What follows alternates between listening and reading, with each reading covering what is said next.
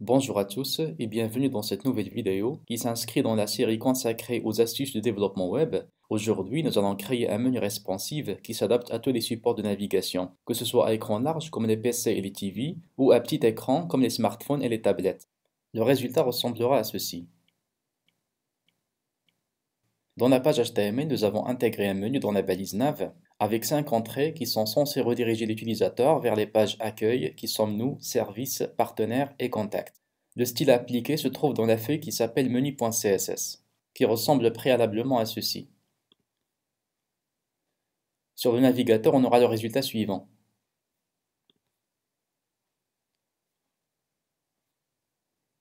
Alors on va commencer par appliquer un style à notre balise nav avec displayFlex afin d'aligner les balises 1 de manière contrôlée horizontalement. Ensuite, on va appliquer ce style au lien hypertexte pour désigner les balises A qui sont incluses directement dans la balise nav avec displayBlock parce que par défaut les balises A sont des inline. Dans un premier temps, nous allons appliquer une largeur de 400 pixels qui va s'appliquer à chacun des liens.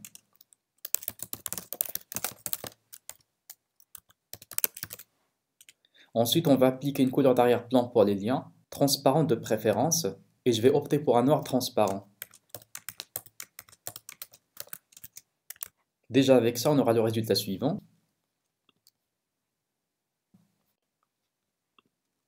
Ensuite, je vais centrer le texte au milieu de la balise 1.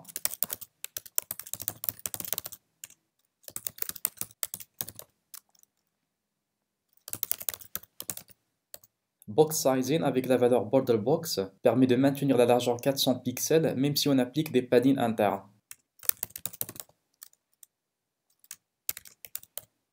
Ensuite, on applique une marge interne de 20 pixels. Notez que si je n'avais pas déclaré Box Sizing avec Border Box, dans ce cas la largeur totale de notre lien va mesurer 440 pixels. Mais avec ce style, ça veut dire Border Box, dans ce cas la largeur est forcée à 400 pixels même si on applique une marge interne à l'aide du style padding. On applique la couleur blanche au texte, puis une marge externe de 1 pixel afin d'écarter les liens et placer un petit espace entre eux.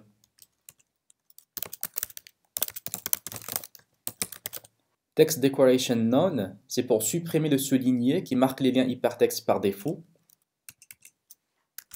Regardons ce que ça va donner. Donc à la fin, nous avons un menu qui ressemble à ceci. Maintenant, je vais appliquer la pseudo-classe hover sur les liens. Bon, je vais changer légèrement les couleurs d'avant-plan et d'arrière-plan. Pour l'arrière-plan, dans ce cas, je vais opter pour la couleur blanche, un peu transparente.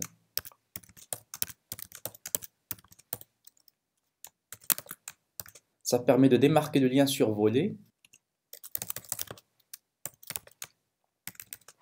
Et la couleur du texte sera dans ce cas noir. Il serait bien d'appliquer une petite transition au cas où le menu est survolé.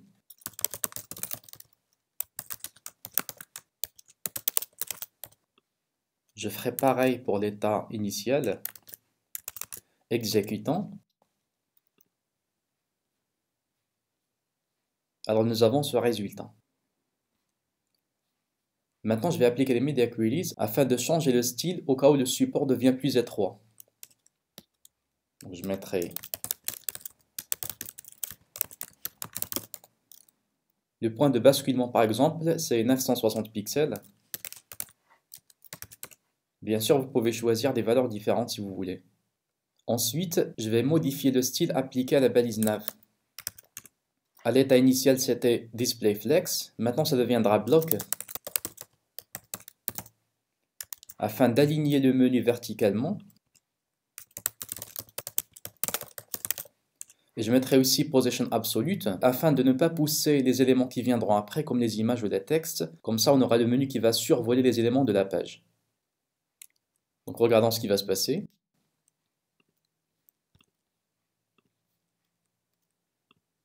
Donc avec une largeur qui est supérieure à 960 pixels, on aura ça. Une fois en passant dessous de 960 pixels, on aura la position verticale de cette manière. mais il est préférable que le menu occupe la largeur entière de la page. Dans ce cas, on va modifier la largeur du lien A. Au lieu de 400 pixels par défaut, on mettra auto.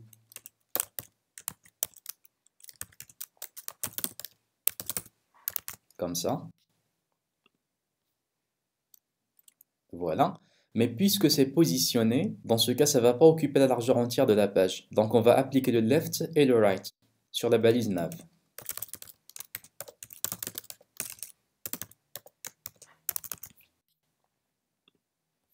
Ça donne ça.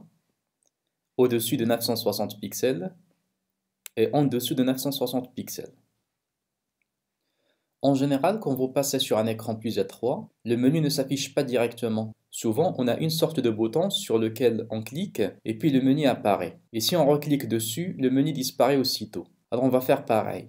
Généralement, ce type de traitement recourt à du JavaScript, mais nous on va tout faire en CSS. Donc nous allons reprendre l'astuce que nous avons vue dans une vidéo précédente et qui concerne l'application des styles sur les checkbox. C'est-à-dire que l'on va se servir aussi du checkbox dans ce cas. Alors dans le code HTML, nous allons intégrer une balise checkbox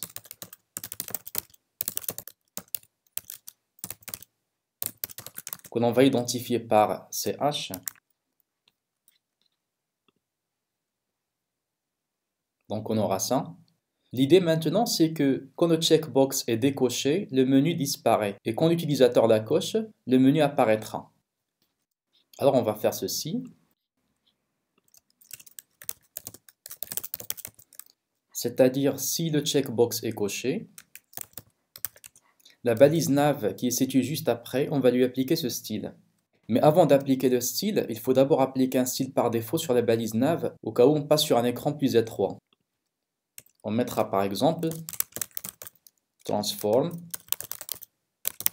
translate, afin de déplacer le menu vers la gauche ou bien vers la droite comme vous souhaitez, de telle sorte à ce qu'il ne soit pas affiché au sein de l'écran. On mettra par exemple la valeur moins 1000 pixels à l'horizontale et 0 pixels à la verticale. L'essentiel, c'est qu'il faut que cette valeur soit supérieure à 960 pixels, que ce soit positif ou négatif. Regardons ce que ça va donner maintenant. Donc le menu disparaît. En fait, il est placé sur la gauche, on ne le voit pas. L'idée maintenant, c'est que quand je coche la case à cocher, le menu apparaîtra. Alors je vais le faire ici. Et là, je mets la valeur 0 qui est la valeur par défaut. Et voilà, donc le menu apparaît et il disparaît. Selon si l'utilisateur a coché ou décoché le checkbox.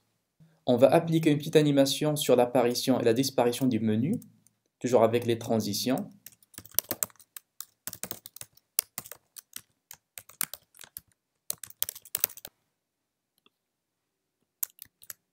Je fais pareil ici. Exécutons.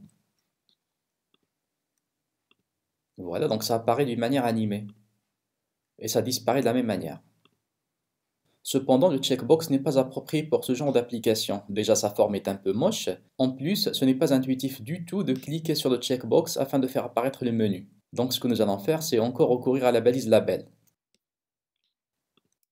que je vais déclarer par exemple avant la balise checkbox.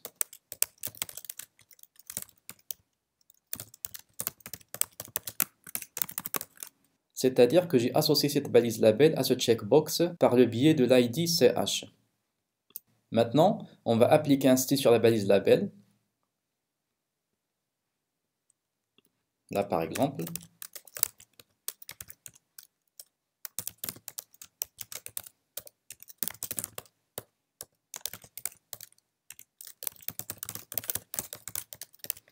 On va appliquer la couleur noire provisoirement, avec une petite marge de 4 px pour l'écarter des bords de l'écran. Et puisque la balise lab est une balise inline, donc il ne sera pas redimensionné. Et du coup, il ne sera pas visible. Ah, donc on va mettre display block. On aura donc ça. Voilà, quand je clique sur la balise label, on voit bien que le checkbox suit et le menu apparaît ou disparaît en fonction de l'état d'activation du checkbox. Alors on imagine que le checkbox maintenant, on peut le masquer.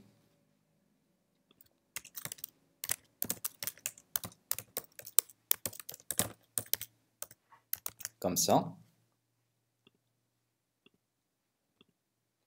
Voilà. Et quand j'élargis l'écran, on constate que le label est toujours visible. Donc il faut le faire disparaître dans ce cas. C'est-à-dire que le label doit s'afficher uniquement quand l'écran est étroit. On va donc mettre ici Display None.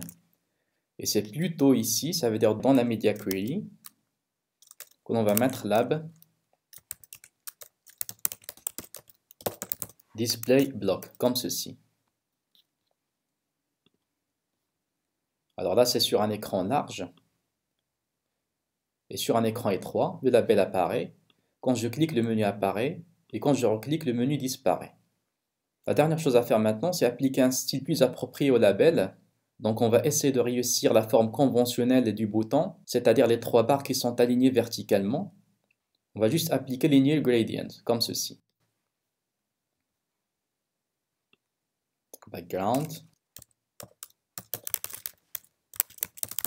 Donc c'est un dégradé, mais on mettra plusieurs couleurs à la fois. Parce que généralement, avec le dégradé, on choisit deux couleurs. Une couleur de début, une couleur de fin. Et le navigateur se charge de trouver les transitions entre les deux couleurs.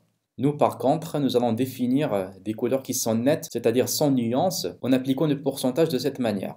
Par exemple, on va appliquer la couleur blanche sur les barres, comme ça, à la position 0%, c'est-à-dire par défaut à la position haute. La même couleur à la position 20%. Donc maintenant, nous avons une barre qui mesure 20% de la hauteur totale du label. Ensuite, on va appliquer le transparent, qui commence à partir de la position 21% et qui finit à la position 40%. Et on reprend encore le blanc à la position 41% et qui finit à 60%. Encore du transparent de 61 jusqu'à 80%.